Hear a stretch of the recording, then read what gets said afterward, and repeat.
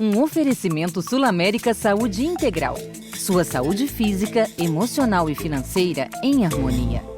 En la delantera, en América Latina, van ahora mismo Cuba, el primer país del mundo en aprobar la vacunación a partir de los 2 años. En el Cono Sur, Chile autorizó el uso de la vacuna Sinovac en niños mayores de 6 años. Aged 5 to 11 have begun to receive Pfizer's COVID-19 vaccine. Roughly 28 million grade school children are now eligible to receive the COVID-19 vaccine. Há pelo menos 2 meses, crianças de vários pontos do mundo vêm sendo vacinadas contra a Covid-19. Países como China, Emirados Árabes Unidos e Cuba já estão imunizando a criançada. Na América do Sul, o Chile começou a vacinar seus pequenos com a Coronavac. A Argentina liberou a imunização a partir dos 3 anos. Nos Estados Unidos, crianças de 5 a 11 anos começaram a receber a vacina contra a Covid. O Centro de Prevenção e Controle de Doenças autorizou o uso emergencial do imunizante da Pfizer para essa faixa etária, que soma 28 milhões de pessoas. No Brasil, adolescentes já recebem o imunizante da Pfizer. Agora, a empresa quer expandir. A Pfizer informou à Anvisa que deve pedir a liberação da vacina para menores de 12 anos. O laboratório fez uma reunião de pré-submissão com a Anvisa para liberar o imunizante para crianças entre 5 e 11 anos. Segundo o fabricante, a dose deverá ser menor do que aplicada em maiores de 12 anos por causa de uma nova formulação desenvolvida pela empresa. Em agosto, também o Instituto Butantan tentou entrar nessa dança. A Anvisa negou o pedido de uso emergencial da Coronavac em crianças e adolescentes com idades de 3 a 17 anos. A justificativa para a negativa da Anvisa foi a falta de dados que garantam a eficácia e a segurança da vacina. O gerente geral de medicamentos do órgão explicou. Quer dizer que a vacina tem algum problema para as crianças ou alguma coisa assim. O que a gente disse é que vão precisar ser gerados dados mais consistentes para que a gente possa ter a decisão científica sobre isso. E dados atualizados vieram à luz nesta semana. O Instituto Butantan apresentou um novo estudo feito pelo laboratório Sinovac, o laboratório chinês, e esse estudo comprova a eficácia da Coronavac para crianças e adolescentes com idades entre 3 e 17 anos. Os testes foram realizados em 4 países: Malásia, Filipinas, Chile e África do Sul. Foram 2.140 crianças e adolescentes testados e a vacina se mostrou segura e eficaz para esse público. Ainda falta, porém, novo pedido formal à agência sanitária, que recentemente passou por sufoco no meio do debate sobre a vacinação dos pequenos. A Anvisa acionou a polícia e o Ministério Público depois que 5 diretores receberam ameaças de morte. Essas ameaças chegaram por e-mail, foram ameaças consideradas fortes. Nós tivemos acesso ao e-mail enviado às diretorias da Anvisa. Neste e-mail, um homem que inclusive também já foi identificado pelos investigadores, ele está dizendo que vai retirar o filho das escolas caso tenha efetivamente uma vacina que seja aprovada para a utilização em crianças. Ele entende que vacinar crianças, de uma forma distorcida, o entendimento dele, pode ser uma ameaça à saúde e diz que pode matar. Mas a ameaça real à saúde, sabemos, é a Covid-19. Mas a doença continua a crescer justamente entre as crianças de 0 e 9 anos. E o Brasil continua a ser um dos países com uma das mais altas taxas de mortalidade entre crianças e adolescentes em todo o mundo. Não é só os adultos e idosos que sofrem com a Covid-19. As crianças, para você ter uma ideia, representam 0,4% do total dos óbitos por Covid-19. Então, desde o começo da pandemia, alguém pode olhar para esse 0,4% e falar só isso, não é necessário vacinar. Mas 0,4% de 600 mil óbitos são 2.400 crianças e adolescentes que perderam a vida para a Covid-19. Governos estaduais e prefeituras aguardam, ansiosos, novos pedidos de farmacêuticas e as deliberações da Anvisa.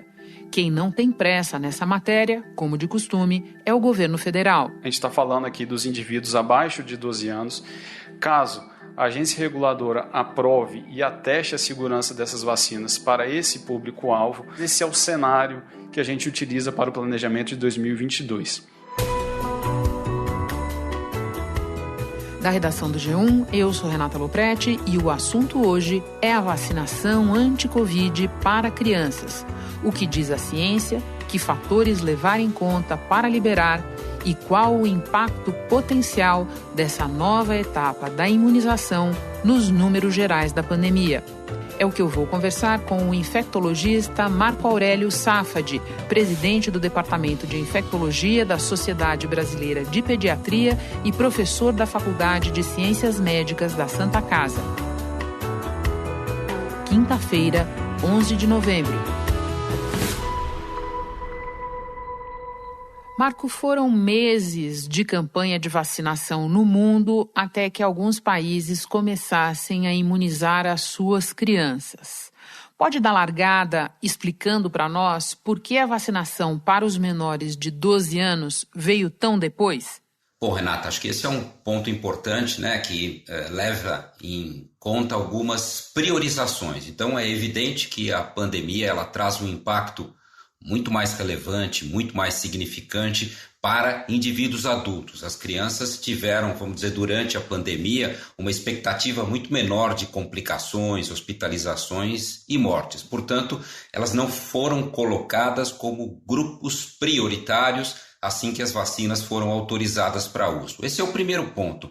O segundo ponto, não menos importante, Renata, é lembrar que os estudos clínicos eles também passam por etapas. E como houve a necessidade de uma certa urgência em relação aos resultados dos estudos clínicos, priorizou-se nos estudos clínicos também investigar como se comportavam as candidatas vacinas, inicialmente em populações de adultos. A partir do momento que houve a disponibilização dos dados desses estudos em adultos, mostrando que as vacinas eram seguras, eram eficazes, desencadeavam respostas de anticorpos protetoras, passou-se a estudar essas vacinas também na população pediátrica. E aí, naturalmente, a gente vai caminhando no sentido inverso. Então, iniciou-se com os adolescentes de 12 a 17 anos e, posteriormente, migramos para as crianças de 5 a 11 anos. E há novidades, né? Essa semana a gente teve aí a liberação da vacina para esse grupo etário.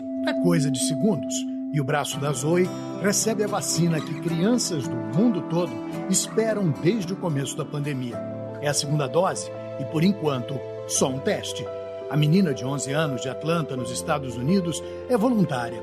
Aceitou participar de um dos estudos que investigam se crianças podem tomar os imunizantes já aplicados em quase metade da população mundial. E não para por aí. Seguramente os estudos agora caminham para os bebês, para aqueles abaixo de 5 anos de idade.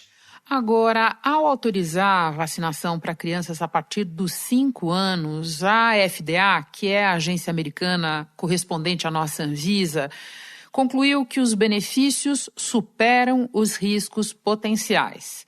Então vamos lá, Marco, o que as análises de risco e de benefício levam em conta e por que elas são diferentes, específicas para as crianças? Esse também é um ponto de suma importância para se discutir não só a autorização da vacina, mas também recomendações de quais são os grupos que devem recebê-las. Então, eu tenho sempre enfatizado que, a despeito da doença de fato ser desproporcionalmente mais impactante em populações de maior idade, isso às vezes, Renata, faz com que a gente se distraia da relevância que essa doença também tem para crianças e adolescentes. Então, vamos a alguns números para deixar um pouco mais didática essa minha explanação. Se nós olharmos, por exemplo, os dados brasileiros, né, nós tivemos até o final do mês de outubro de 2021 algo em torno de 600 mil mortes relacionadas à Covid-19 aqui no nosso país. Dessas 600 mil mortes, 2.450 ocorreram em crianças e adolescentes. Se você fizer uma análise de proporção, menos de 0,5% das mortes ocorreram em crianças e adolescentes, que representam 1/4 da nossa população. Essa é uma maneira de olhar os números. Mas há uma outra maneira, que é olhar o número absoluto. Então, houve a morte de quase 2.500 crianças e adolescentes. Esse número é muito longe de ser um número negligenciável. É um número muito relevante, é um número muito grande de mortes em crianças e adolescentes. E como estão esses números na comparação com outros países? Aqui no Brasil, a taxa de mortalidade em crianças e adolescentes ela é substancialmente maior que, por exemplo, nos Estados Unidos, substancialmente maior que, por exemplo, no Reino Unido ou em outros países europeus. Então, isso também não pode ser esquecido na hora de decidirmos as nossas políticas de saúde pública. É uma doença que também é desigual para as crianças e adolescentes brasileiras. Espera que eu retomo já já a conversa com Marco Aurélio Safadi. Sul América Geração Saúde Integral não tem a ver com idade. Tem a ver com identidade e como você cuida do seu bem-estar.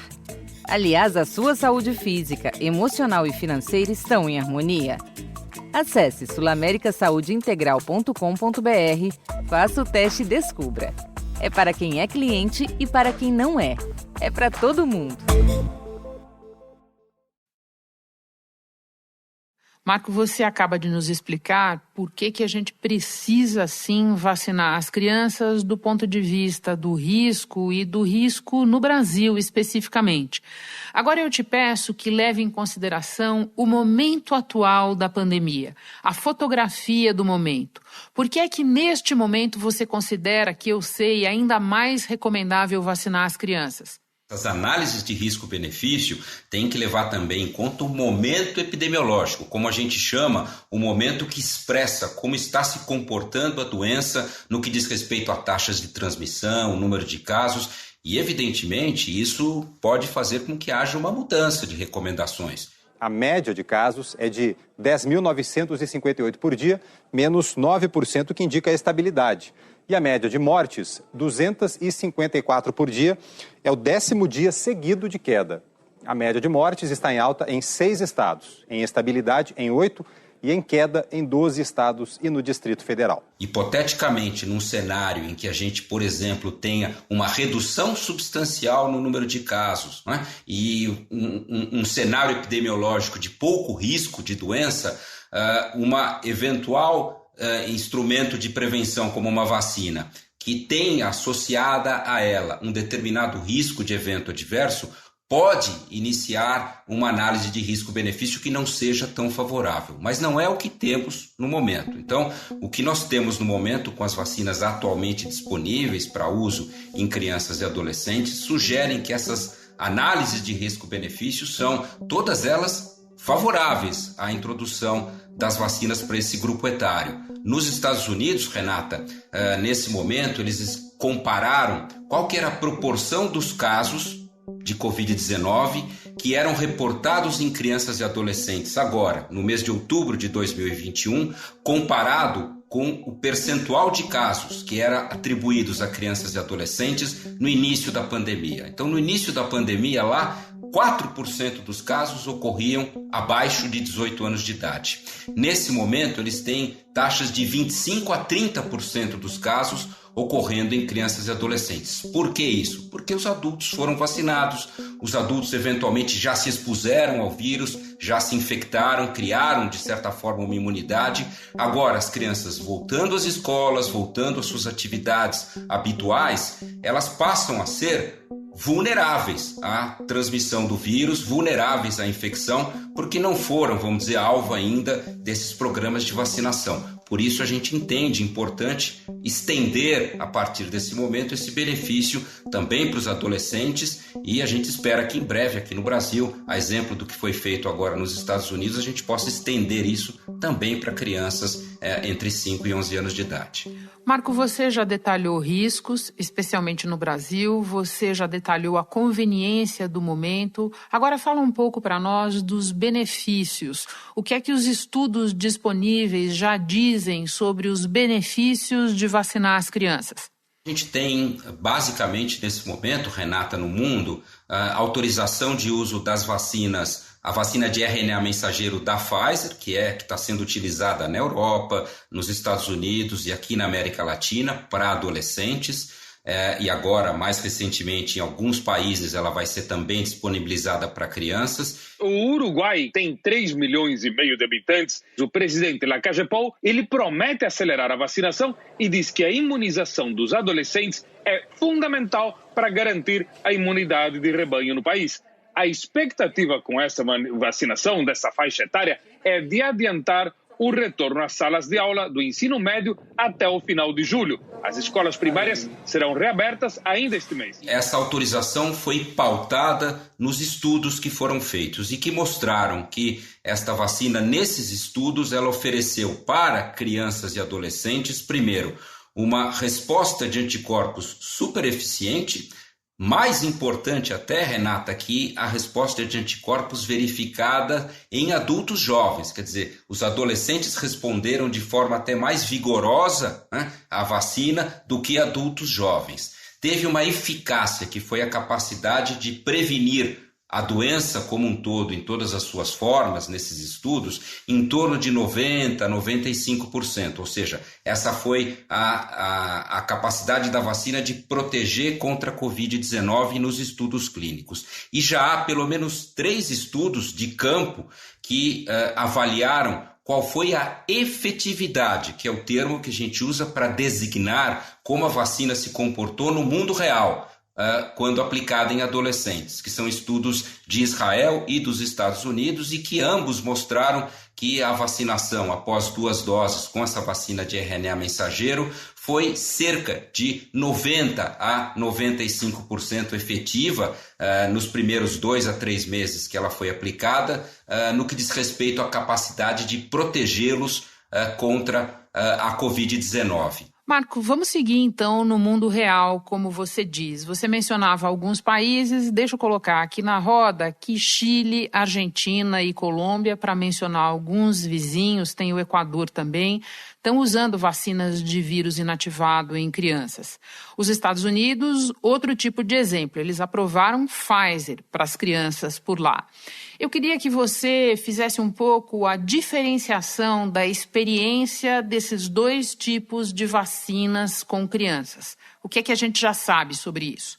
Nós temos algumas experiências no mundo, não só aqui na América Latina, mas também na Ásia, particularmente na China, com o uso de vacinas de vírus inativado, né? A Coronavac e a Sinopharm, ambas vacinas, elas foram implementadas nesses países para vacinação de crianças e adolescentes. É interessante, eu acho que é uma plataforma, como eu sempre digo, sedutora para ser utilizada em crianças e adolescentes, porque é uma plataforma já consagrada em vacinologia, onde a gente é pouco suscetível a surpresas do ponto de vista de eventos adversos. E talvez a principal limitação dessas vacinas, que seja a sua menor eficácia, menor efetividade e talvez uma duração de proteção menor que das outras, para essas populações de crianças e adolescentes não representem, vamos dizer assim, a mesma limitação que representam, por exemplo, em idosos, etc. E eu acho que a gente vai ter oportunidade de, nos próximos meses, ganhar mais experiência em relação ao comportamento dessas vacinas, e elas passam a ser, sem dúvida alguma, em breve, também, acredito eu, uma outra opção de vacinação, inclusive aqui no Brasil, para crianças e adolescentes. Marco, uma última pergunta sobre quantidade de vacina, sobre tamanho de dose. A Pfizer reajustou a sua para baixo no uso em crianças. Pode nos dizer qual é a lógica por trás dessa opção? A gente sempre ficou intrigado do porquê, inicialmente, a vacina da Pfizer em adolescentes utilizou a mesma dose que foi utilizada em adultos, porque imaginávamos que reduzir a concentração da vacina seria algo possível nos adolescentes e também nas crianças, e reduzir a concentração, em princípio, traz 2 benefícios.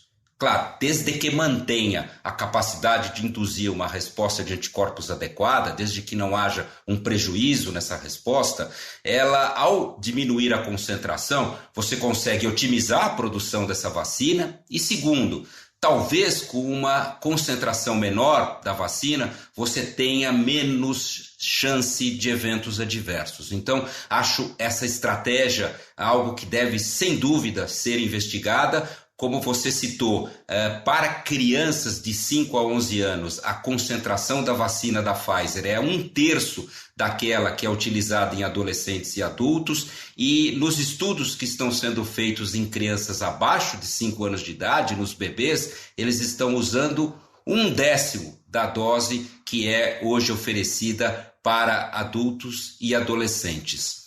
Um dos efeitos que a gente percebeu com as vacinas de RNA mensageiro, tanto da Pfizer como da Moderna, depois que elas foram implementadas em larga escala, Renata, foi a ocorrência da miocardite, de uma inflamação no coração de algumas pessoas que tomaram essa vacina.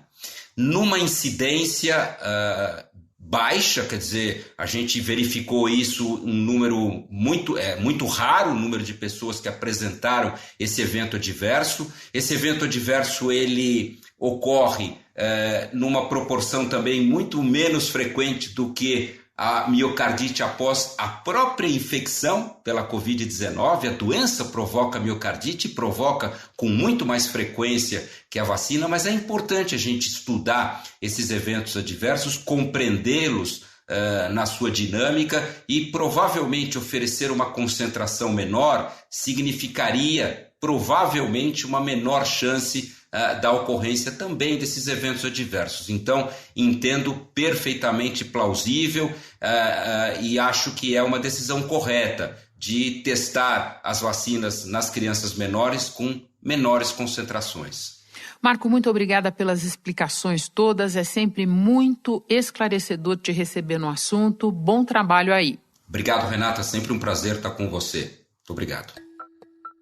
Antes de terminar, um lembrete sobre outras imunizações. O Ministério da Saúde prorrogou a campanha nacional de multivacinação até 30 de novembro. A adesão a esse esforço, voltado para a atualização da caderneta de crianças e adolescentes abaixo de 15 anos, ficou aquém do esperado.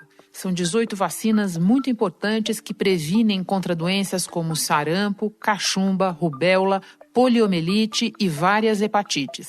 Então corre lá que elas estão disponíveis nos postos de saúde de todo o país.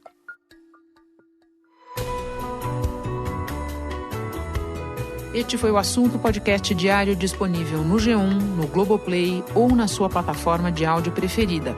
Vale a pena seguir o podcast na Amazon ou no Spotify, assinar no Apple Podcasts, se inscrever no Google Podcasts ou no Castbox e favoritar na Deezer.